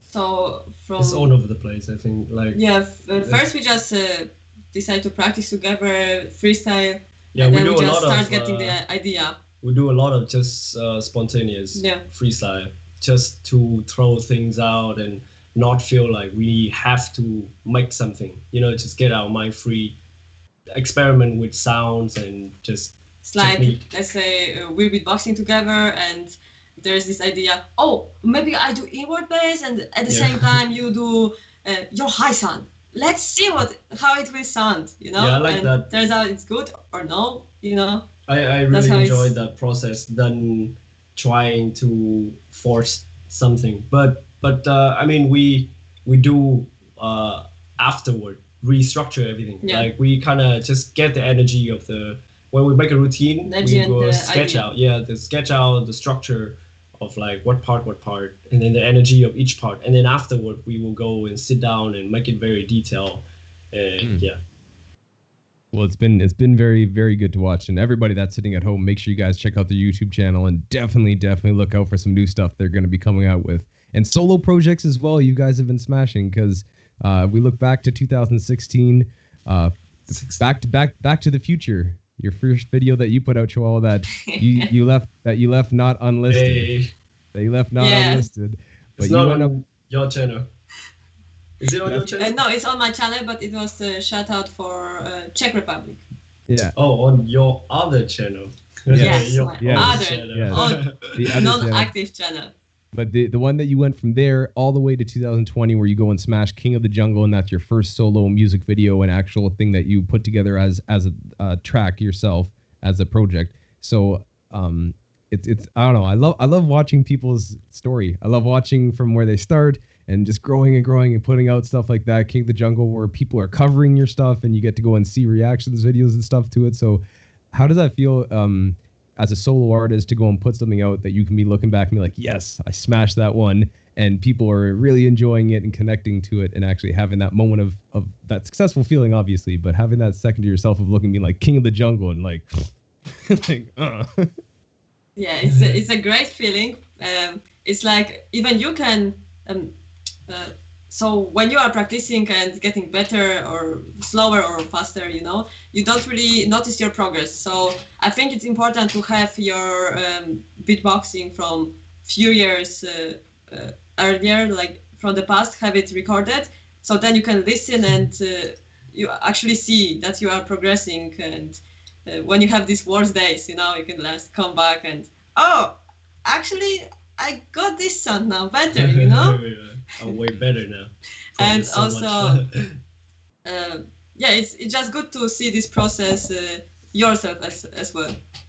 Absolutely. Because you just forget how you were in the past. Yeah, I think sometimes you kind of take, not you, but in general, people kind of take for granted their skill. So like, because you do something so much, and especially in quarantine that you don't meet other people, you don't know your progress as clear as if you met other people. Or I always say it's like this time when you are a kid and there is this family meeting and there is this aunt coming to your house like every, let's say, 2 years, and she's always like, oh, look at you grow so fast, I remember when you were this big, and now you're like huge, so it's like you don't notice yourself growing, But the thing is, I notice your progress because I stay with you. Like I know. Okay, exactly. then you're not like that aunt. No, but I know. No, I know exactly how you improve. But yeah, some of the day you just kind of more forget. Yeah, but let's say about like feeling about yourself. So it's harder to notice your own progress when you don't have this recorded in the previous videos. And also, sorry. No. Also, maybe you can just come back to the videos and actually decide to, like, you see something you forgot already, some technique, and you're like, oh, actually that was pretty good. Let's use it. Let's remix it. Let's do some experiments with this technique or sound, and maybe you just make it better and better, and you just keep growing even faster. Yeah, there's internet is so big now. There's so many techniques just thrown in your face every single day. I think a lot of time now, like we both, I experienced that too. Like I forget my old stuff. Yeah. I forgot that I used to do this thing, I used to do this technique. I did that against Alexino in 2017. And I didn't do that again ever until GBB wildcard, the last one, when I put my voice up higher, and it's just now because I listen to a lot of different type of music, I put it in different contexts, and it became but if I didn't look back to my old video, then I totally forgot about that technique. And it's just gone. Yeah, it's just gone. Having those things to reference and actually being able to see them, as you said, and look at your progress and also remind yourself of stuff that you used to do, definitely helpful to go and be able to do that, because you can see videos like Trung, your videos where you did Boring Nights, Great Time to Beatbox. So then you had channel where you have a 2013 the X Games Beatbox. Oh my god, dude. Where do you get this stuff? You have to tell me after this. I'll tell you some stuff, but actually we need to talk after. Yeah, but again, seeing how far you've progressed and to being the first Vietnamese person to go and getting a shout out on SBX in 2016 with I Got a Bass Can and then On My Way, and then just that Venom. I was gonna say as a solo beatbox, that wild card that you put out, Venom, was like just a smash. Everybody loved it. So much reaction to it. So many reaction videos and people doing. You did the Venom challenge and everything where you get to go and have these people copying your beats. So how does it kind of feel where like you know, when you had that moment with If Your Mother Only Knew and you're like, I can almost do it, or I can kind of do it. And if you were to do that, how does it feel when people come up to you that are starting beatboxing being like, I can do the Venom, or for Chiwawa, I can do the King of the Jungle. Check this out. They get to go and they know your pieces. That satisfaction and I guess that level of recognition to have that happen. When did that start happening for you guys? And when did you get that moment where people come to you and be like, I can do, this is your style, this is something that you created, and I'm practicing your stuff, you know? For me, I think it started, Venom definitely the biggest one now, because it's the way that routine is built is so iconic, just in the name and just how just some of the technique that was introduced in that video was something different. But I think the first routine that people started doing is I got a bass cannon and they just, I got that so much. I think a lot in 2017. I went to Malaysia a few times and I can see Southeast Asian people are so hype, man. They're so cool. Like I can see them do. Even I went to France and there are people doing that as well. Europe, America. Oh, I judged the American Champ 2019, I believe. 18. Is that 19 or 18? 18. 18. Thank you. Yeah, 18. I remember one of those years. But it's cool coming back to American Champ. And now people actually know me. So it's very strange. It's the same city, the same group of people that I met before. But before I came there as a participant, no one knew me at that point. And now people just like, around me. And it's cool. Yeah. It's cool. I think that parallel that also I was going to bring that up. It's funny, that parallel of you went to, you came second place and then you go back and judge it. And same with the Vietnamese champs. You made it to the top 8, and then you come back in 2016 to judge it. And 2018, you go and make the poster for it and help promote it as well as pushing that. So like, it's cool, the parallels in between two separate countries, two separate continents, but same idea kind of that going through. So yeah, very cool. And speaking of designing stuff, and we were, ladies and gentlemen, outside of the beatbox world, you guys are artists. You're musicians, you're artists, and your artistry visually is something that I've took a note in and started looking at some of your stuff. But you guys have Bawa together as you have as your group that you guys both musically and visually make some stuff. We got a company that you started. Let me see here. It is called, because you went to the Pacific Northwest College of Arts, studied graphic design, specializing in motion graphic and animation.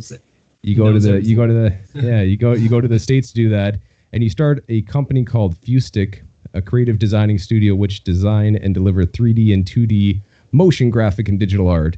And you start doing all these different projects. And some of the first projects that I could find for you was like something very, very early on in your career for Trung. You did a pine cone experience, T-Bao artwork. T-Bao artwork. That's the different company right there. Yes. That's old school, man. From way back when. And in 2012, you did something with like a self-portrait where you drew yourself and you actually put that graphic out there, and then you start going stuff into 2016 with visual arts, doing overused and big word, and you start having these little lines of things that you were doing. And then I was gonna say, because you said in another interview, both of you started liking drawing, always liked being visual and working on that. But what was it that made you want to pursue this? Not just beatboxing. We're just talking about the visual aspect of stuff. What for you, Trung, made you want to go and pursue that into a career? And you're getting so much success from it. But like, what made you want to go and pursue that and find out more about how to go and make these things animated and figure out how to go and put them into different projects like that? Yeah, I think since I was a kid, I always loved drawing, and that carry on into college years. But in high school, I was kind of just figuring out what I'm wanting to do. So all of these different like drawing, animation, 3D, they own visual, but they own very different profession. So not until in college, I was major in graphic design that I started learning more of the world of just visual language. So more general. So there's no boxes of you have to always use pencil, and then you always have to use this software, that software, but rather learn the structure behind on the visual. So basically, I learned about branding. I learned about how just like psychology of people when they look at certain things. So those are very valuable things that I learned from college that made me very passionate about. And because I was doing beatbox already, they kind of like parallel. I was doing that at the same time, but there's a lot of things carry from design and visual to beatbox as well that I started seeing. I see these patterns, I see these concepts that kind of just connect with each other. It's just like, and I have very good kind of flow of creative with it. So I never believed in creative block. Like I didn't know that was a thing because I realized that this is something I naturally was doing. Like I was doing two things at the same time, and I was jumping from this and that, and always get fresh. Yeah. It's funny because like when you were I was talking to Mr. Reeps one, and he said something that you also mentioned in some different interviews, but the idea of that empty space and silence. So empty space while you're drawing, and then you bring that over to the silence in a beatbox. So those intricacies where a sound isn't made, and also those spaces in a picture where it's not being used. Some of that has is that some of the parallels you're talking about that you started noticing in the visual and your musicianship? That's right. Like in graphic design, there's like one of the very key concept is negative space, which is the space. Yeah, the space that you don't put elements. It's just as important as the space you put element. Because, for example, very easy example: if you have a canvas and there's just one tiny dot here, the reason why your eyes is drawn to that tiny dot is because of everything around it, which is nothing, you know. So it's basically you put the space there to draw attention to certain thing. It's very simple way of explaining it, but yeah, that's basically it. Well, it's very interesting when you take two disciplines and kind of have some interconnections in between the two of them. And I was gonna say with Chiwawa, you started doing visual stuff as well. And projects that I started seeing where you do Adobe After Effects with explosion and smooth and light. Those were some projects that you did. And I saw that you did, what was that called? Which one? These are just random things that I saw. You talk about Chiwawa, right? Yes. Yes. I'm trying to. You said after one day you started trying out stuff with Adobe Edition After Effects, and you started putting out these little tiny things where it's like a box, something super simple. Yeah. And then the flat one. And then the first project that I found where the two of you guys worked together on it and actually put out was I do not care. Where you guys I do not care donut. Oh my god, yeah. Yes, we did that. So you guys do that. It You was guys funny. work together. Yeah, I liked it. It was cool. Then you did it, where it was just the balloon. Yeah, those were less of projects, but rather just quick Yeah, experiments. training. Yeah, training. So because I already had some experience with 3D, that was a time that she I was just learning started software, 3D, and we were just doing this So together. just like we were practicing beatbox together, we also started practicing making visuals together as well. yeah. So And you guys keep on going, and you start working on what was that other project that I really liked? The Faceless series. You guys did this thing called the Faceless series. that was her. You had- That was 100% her. Yeah, that was that was you when you did Cyclops, Nature, and some other ones that you had. I thought that was super cool, but it was just interesting to start seeing you guys work together. And is it a similar process when you guys are doing something on the visual side of stuff as it is to when you're doing beatboxing and musician, like doing stuff in music? Is it a similar project when you guys work together on something to create? Similar. Yeah, Say similar. it has this similar feeling. Even creating YouTube content or TikTok content nowadays, it's very similar. Like, I mean, the idea of we just sit down, brainstorm, like Yeah. what we need to do, what did this project need, like what this platform need, like the people on this platform need to see. All those things we brainstorm together and design together, basically. Yeah.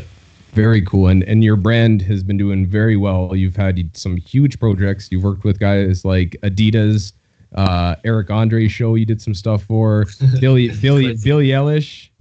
You crushed something for. You did I say that name wrong, sorry. But Adult Swim, Aquafina, and Dua Lipa. So you've done work with some crazy big brands, and all this stuff is very unique. And I was gonna say, what other things do you have in the works with that? Or is stuff kind of on hold? Is there stuff that you can talk about that's in the works? Because I don't know.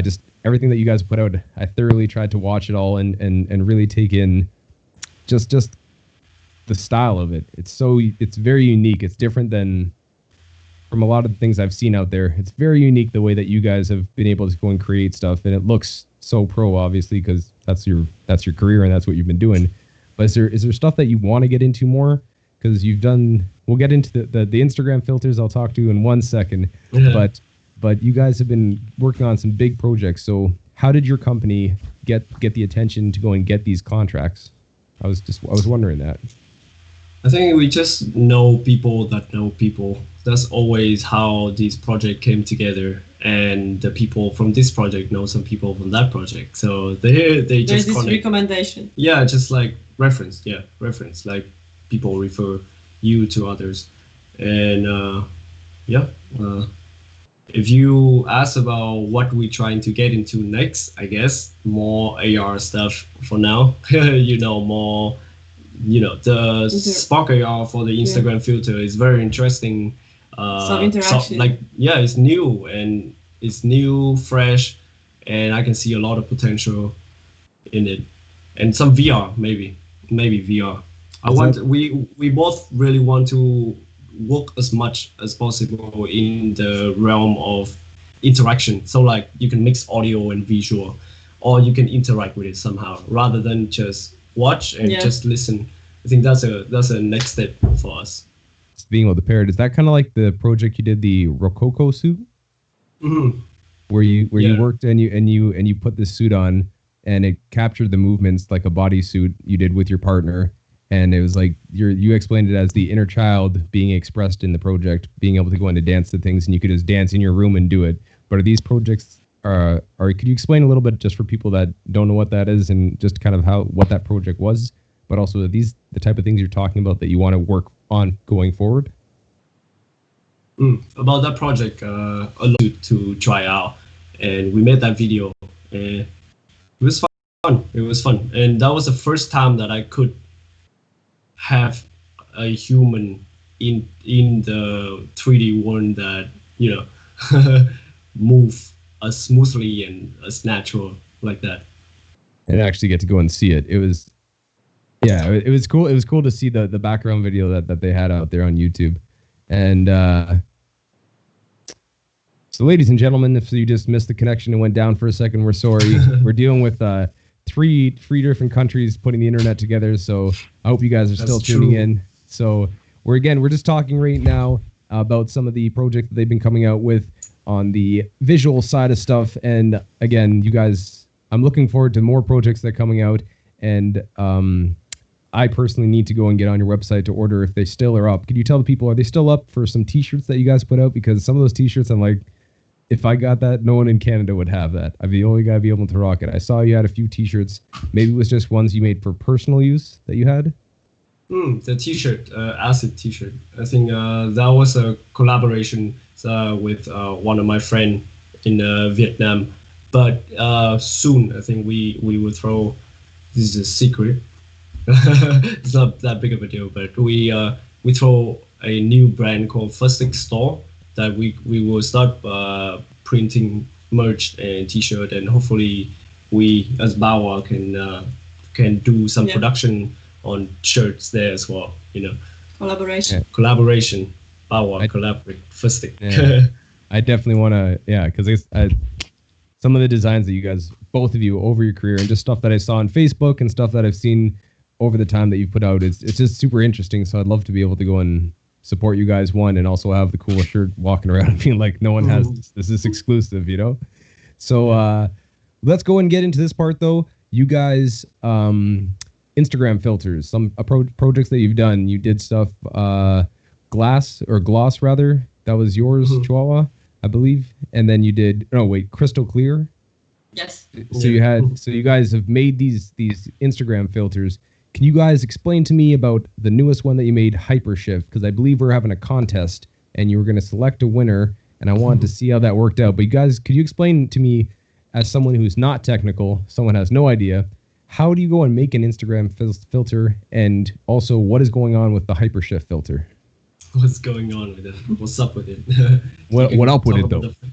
Yeah. So there is this software Spark AR. It's published by, owned by Facebook. So Facebook put out this open source software called Spark AR. So basically, you can just download it, open, and create your own filter. Yeah, anyone can do it now. Everyone can make a filter and publish it on his Instagram or Facebook. So it's like fully free. I recommend everyone can try. Yeah, it's getting more accessible now, and I can see a lot of people started doing more creative and more art directed stuff with the software rather than just showcasing the technical side of it.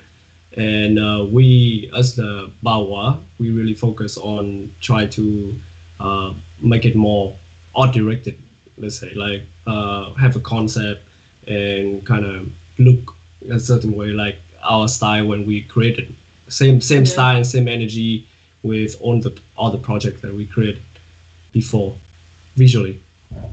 And what about this one that you had, a Hypershift? Can you explain to me, there was a contest that you had, people were watching right now, tuned in to find out maybe who the winner is. Maybe you could go and explain to me how we're going to go and do this live, to go and see together to figure out the winner. How about we figure that out? So Hypershift is a common effect that we usually create with our other visual project. And the idea of it is very simple. Is that when the photo go invert, it's like look like on film, invert.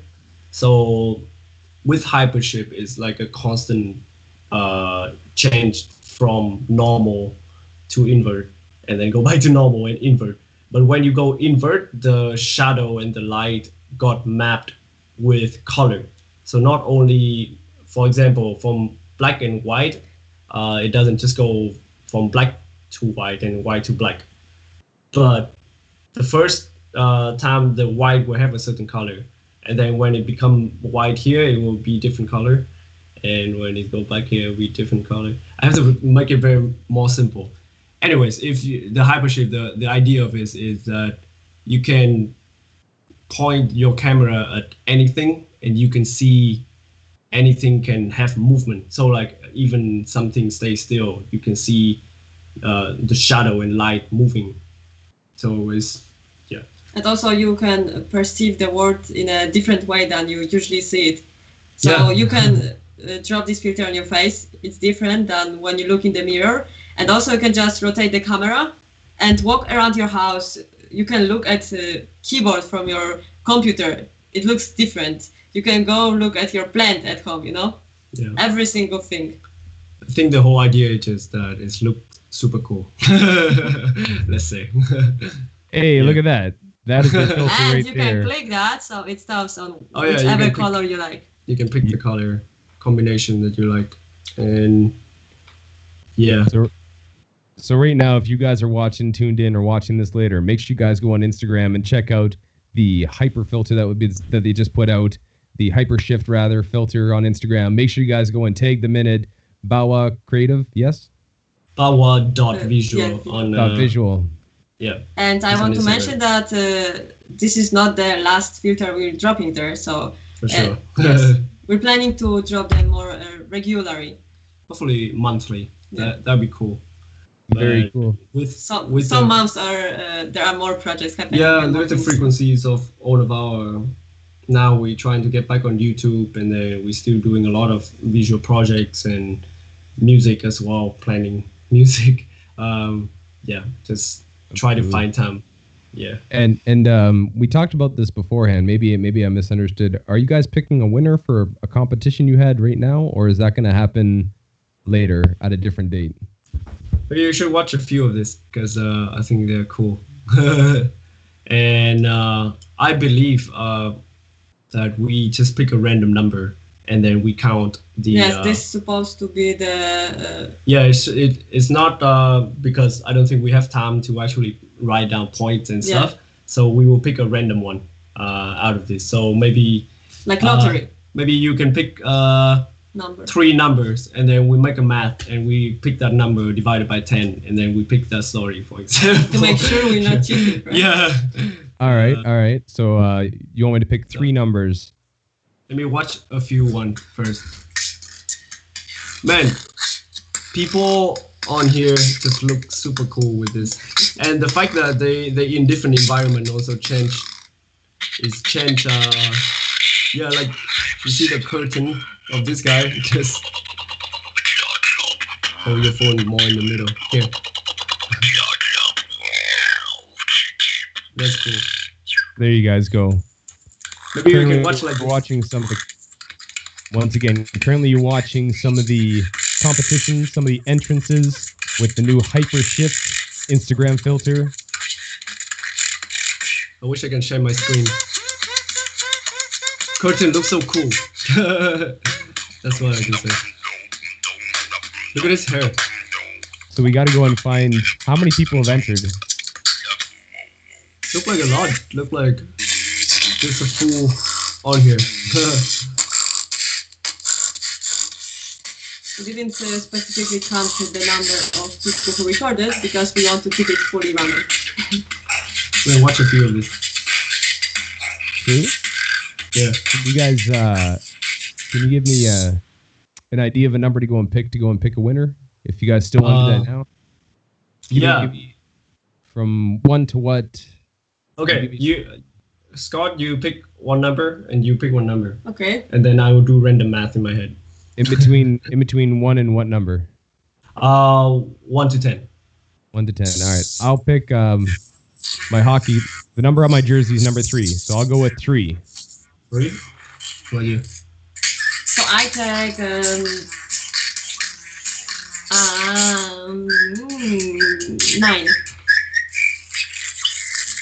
Super. 9. I pick a 9. That's cool. 9? Yes. So 3. And I 9. want 3 times 9 plus 10 divided by 2. How about that? Quick math. So let's see if he's got this. Ladies and gentlemen, doing quick math in his head. It's Trung Bao. Quick math. What did I say? 3 3 times 9 plus 10 divided by 2. 9 plus, man. 3. You're stressing me out, Scott. Plus 10 divided by 2. Wait, what? 32. No, that's not right. 3 times 9 plus 10 divided by 2. So we have 18.5. Would you go up or you go down? So should we pick 18 or 19? I will So go I with. think you always go up, huh? Yeah, I go with rounding up because 19 in hockey is Steve Yzerman. That's a great number. Which one again? 19. 19. Okay, let's see. So Let's go. 1, Ladies and 1, gentlemen, 1, 2, 2, 3, 4, 5, 6, 7, 8, 9, 10, 11. What? That's cool.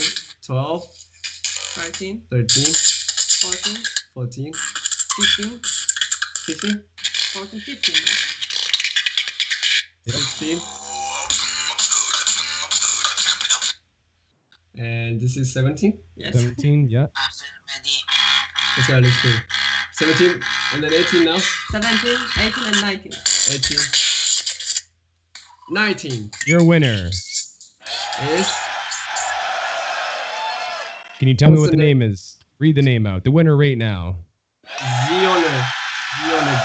Zioner Beats. Zioner Beat. Zioner Beats. Congratulations. You are the winner. We're going to put that out there.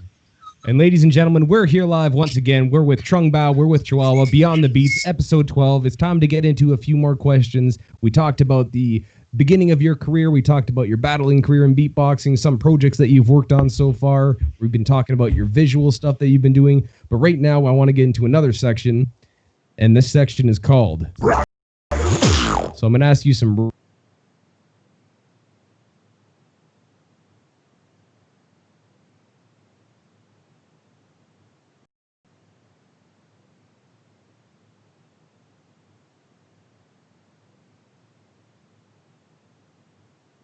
What is your favorite character for Lord of the Rings? Oh, wait. Connection is gone again. I What's Maddox say? Connection is gone. Can I restart what? Is it okay? Is it live right now? I can't see. We're back again.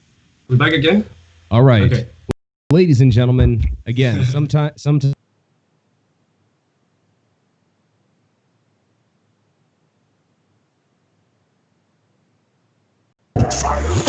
So the way this works is, once again, I'm going to ask you guys a few questions really fast, and I don't want you to think about it too much. Starting to get stable again. I'm just going to go and leave this on for a second, dance for a And we can second. do this. Woo! Actually, let's watch a few story here. So maybe I can use this moment, you know. What? So I just use this moment. Should be back. Good time. All right. Oh, we're dancing. Looks like we're back. We're getting stable just as she leaves. So, I'm going to look at this, talk for a second. Where's Chihuahua? Where is Chihuahua? We are back. She says she'll be right back for a second. Someone says they paid for lift rolls. Rest in Esh. We got Rawclaw saying game. We got a bunch of people on here. We're going to be putting out right after a few sections. Jeez! Right after a few sections here, we're going to have them actually do a beatbox showcase for you guys as well. I'm just looking at who's in this. We still got a bunch of people watching. I'll be back. Now it's just me. Okay, so Maddox says he's fixing it. Now it's just me. So once again, ladies and gentlemen, if you've been watching with us, don't go anywhere. We're just fixing on it. Who says this? Awesome. What's that name? Awesome MW7 says, hi, Scott. Hey, how you doing? We got all sorts of people. Annie. Anya. Let me see. Who's that? Big shout outs to Anya Khalili. All sorts of people. Choco's here. Jeez. You're watching Beyond the Beats right here live, Swissbeatbox YouTube. They ran away. We started. We've been on for about two hours right now. I hope you guys have been enjoying the show. If People are saying they love Beyond the Beats. JMB123, what are you saying, my friend? How do? Jeez! So I've been sitting here. Again, the other thing I wanted to go and say is, after this video comes out, do me a favor. Go online, spread the video around, but more importantly than that, I want you to write down in the comments, not right now, but when the video's out so I can read them back, I want you to write ideas for Beyond the Beats, things that you guys want to see, whether it's people that you want to be interviewed on here, or ideas for parts of the show, or how to make it better, because this show is all about the beatbox community. This is all about Swissbeatbox. This is all about the beatbox world, the beatbox family, and you guys are part of it. So if you guys could tell me what your thoughts are, say, I like when this is happening. Could you do it more like this? I definitely will take your ideas in. I'd love to be able to go and have the opportunity to go and make this show better and make it absolutely the best it can possibly be. So, we still got a bunch of people watching here. And if you guys stick around, I swear, we're going to have a showcase by Bawa. They're going to do a showcase. They're going to ask a few questions. You still have time right now to go and put your questions in. If you have any questions that you want me to ask either Trung Bao or Chiwawa or Bawa together, but they're coming back momentarily. Oh, first person back. Trung Bao is back. Chiwawa is back. Right here live on Beyond the Beats, Swissbeatbox official podcast. We had a few technical difficulties, but we're back live. So, for a third time, because the third time's the charm, ladies and gentlemen, we're going to get to a part called Rapid Fire. So the way Rapid Fire works, if you didn't hear the first two times because of internet connection problems, we're going to be going asking some rapid fire questions, and then I need you guys to go and give me the answers. Okay, let's get into this right here, live and direct, Beyond the Beats. Rapid Fire. So, first question was, to Chihuahua, favorite character of Lord of the Rings? I can't say the favorite, but the one which I don't like is Frodo. True story, that guy has a rough life. Next question, to Trung Bao. Are you still a big fan of the Boston White Sox? Do you still have that hat? Oh my god, I don't have that hat, and I was never a fan because I don't watch baseball. It's so cool. Okay. Next question. Chihuahua, is Druid still your favorite video game? Is what? Is Druid still your favorite video game? Yes. Yes. Okay. Next question. To Trung Bao, just an easy question. What is your favorite video game? Well, the GTA 5. GTA 5. GTA 5. These are some basic. Right, here's some basic beatbox question. Chihuahua, who is your favorite solo beatboxer right now? Trung Bao. Oh. Trung Bao, who's your favorite solo beatboxer? Chihuahua. And let me guess, who is your favorite tag team? Mad Twins?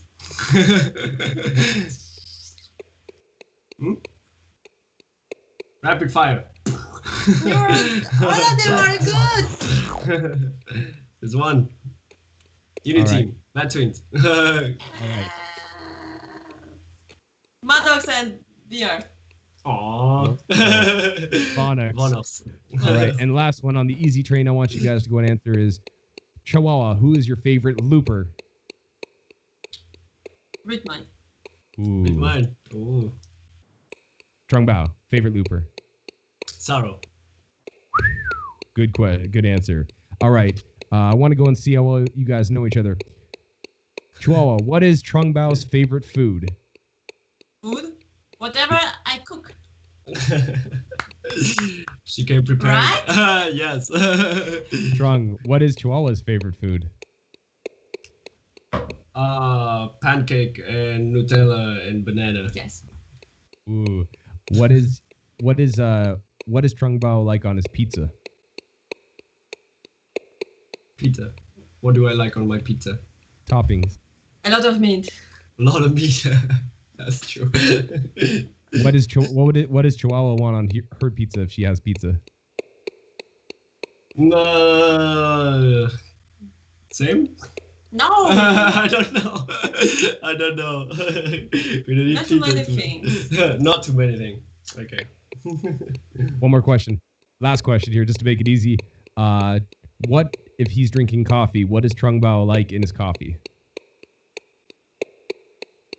What do you like in your coffee? The experience. The experience. That's a good answer. Trung Bao, what does she like in her coffee? Milk. Yes, a lot of milk. A lot of milk. And last but not least, a question for both of you. Which one of you is a better beatboxer? I think she has more experience. No, I was playing on that one. I was just playing on that one. Ladies and gentlemen.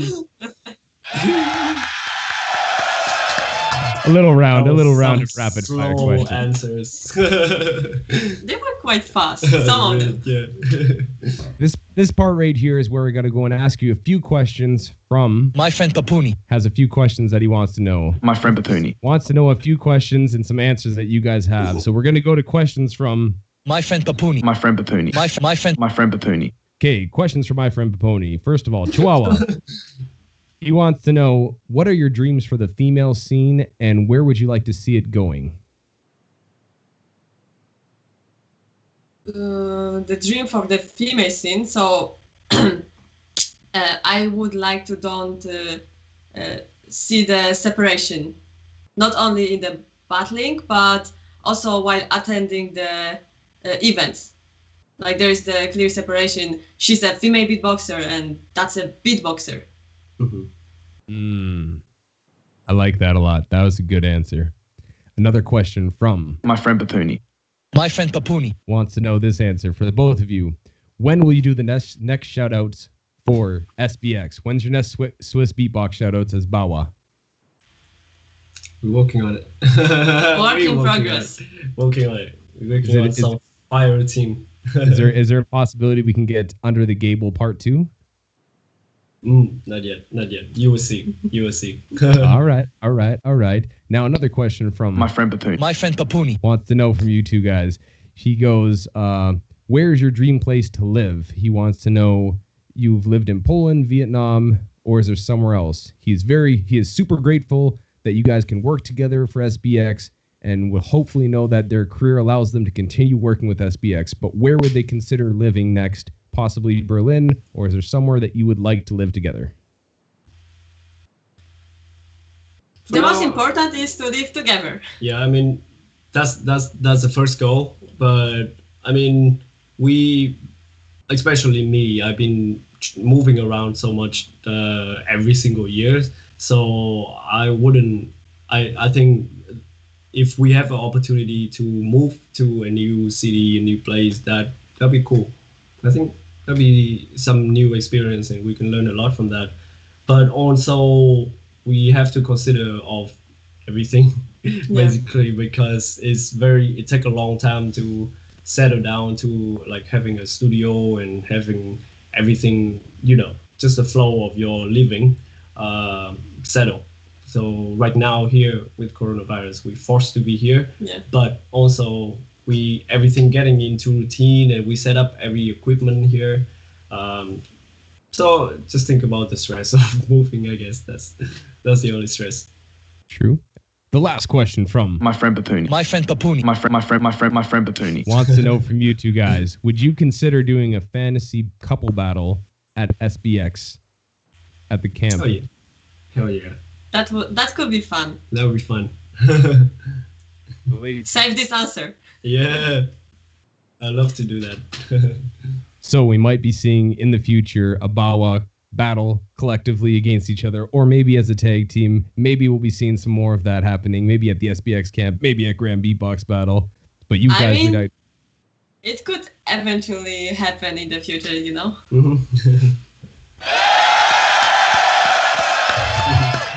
Hesh. Now speaking of the crowd, people that have been watching this entire time have a few questions for you. So Maddox just sent me a few questions that he picked out. He says from the audience, a question is, who do you want to battle in the future against? We'll go with Chiwawa first. Is there anybody that you want to battle?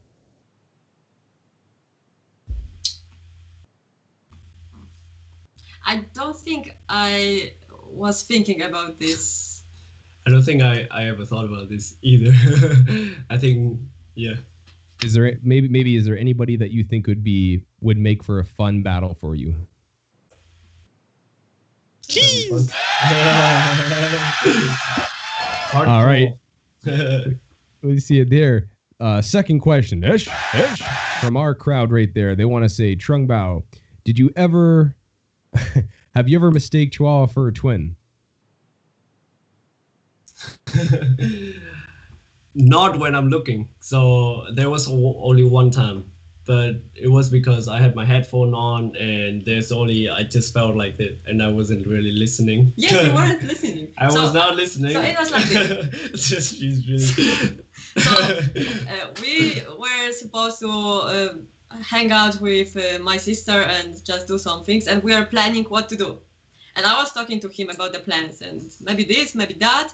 Then I went out from the room and my sister started speaking to him. Or maybe this. And he was like, whatever you want, baby. One time when it happened. You only get one. He didn't even listen. That doesn't have anything to do with... I know if he would listen, No. He That nice. had nothing to do with them being a twin, because I wasn't looking. So, yeah, it's just me not listening. Good question, Ish. Another question from our audience. They wanted to go and say, are you going to be making some Vietnamese content in the future, specifically Vietnamese? And I don't know if that means either you speaking in Vietnamese and explaining stuff as tutorials like you used to do, or if it's talking about doing some traditional work with some of the artists that you work with. Yeah, I would love to work with more Vietnamese musician for internet content. I think it's comfortable for me, and with the reach that I can possibly have now with my subscribers, which is like mainly global. I think we will stay speaking English, but we have subtitles on every of our videos, Vietnamese subtitle and Polish subtitle. We spend a lot of time on those. But yeah, again, I would love to work with more Vietnamese artists when I have a chance and we have a chance to go to Vietnam. And yeah.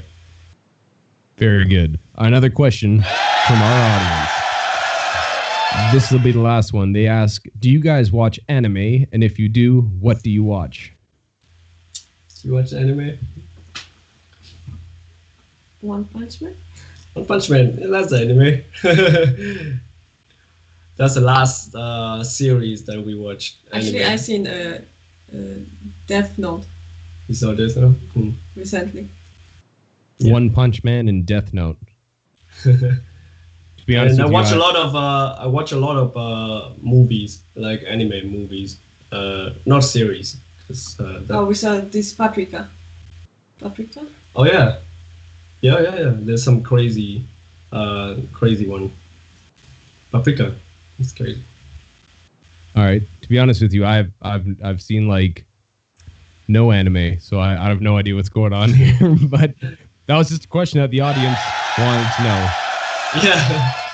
One personal question I have is, and maybe in Chihuahua, because you've been over to Vietnam. I've not been to Vietnam yet. I would love to go when stuff gets back to normal, because around Toronto where I live, there's just so many people that I know from back in high school that were parents came from Vietnam, and people that all over the place. Great. There's some great, like, and if you ever do come to Toronto, I'll take you to our version of the restaurants. But what's your favorite food from back home?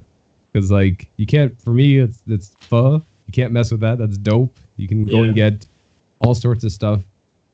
There's two meal that very unusual. It's very simple, but my favorite Vietnamese food is chicken, steamed chicken with lemon leaf and dip in lamb salt.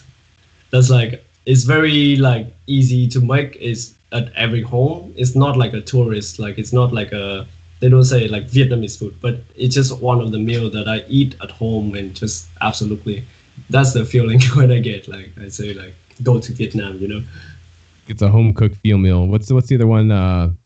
Bo Co? Is that another one where it's Bún bò. No, it's like a beef stew, but it's a stew thing that you have a French roll, a French bread that you put in it. French bread. Like me? You mean like bread? Like sandwich? Or? No. It's you have the bowl of stew and you dip into the stew. Or maybe that's just my buddy's mom making it for us, telling us it was that what it's called. It sounds like a thing, but there's a lot of ones that also similar to that as well. So I can't tell specifically. But it must be tasty. Yeah, Vietnamese food. I love Vietnamese. So good, so good. And what about and since I asked, what about yourself? What's your favorite style of meal that you had there? Is there any food that you really liked while you were in Vietnam? It's very hard to answer this question because I have no ideas of the names. And You like pho? yes, I like this, and I don't know if that's Vietnamese, but the frogs. Oh yeah. Frogs. So with we the- try some frog as well. It's very interesting. Nice. and Yeah. snails. But we ate even that in France as well. Yeah, I So know, don't but think it's Vietnamese food. and A lot of seafood. yes, I like Seafood there seafood. is really good. And also his mom makes amazing food. When I was there every day, it was something very good. So it's even hard to remember. Yeah, Vietnamese mom. But I also like because I really love sweets, especially chocolate. It's not with the chocolate, but I like the bean cake. Oh, we have this not cake, but it's I bean think cake. I have a few of this It's here very powdery in my city. and it's super sweet and it's made out of bean and it's like one of the Vietnamese. And traditional- also, I like drinking the coffee with this condensed milk. I actually got that in Vietnam for the first time. yeah, in Vietnam we use condensed milk a lot. Yeah, what's that called? Cafe Suda? Cafe soda, yeah, cafe yeah. soda. It's Yeah. coffee, milk, ice. That's Yeah. what it is, cafe soda.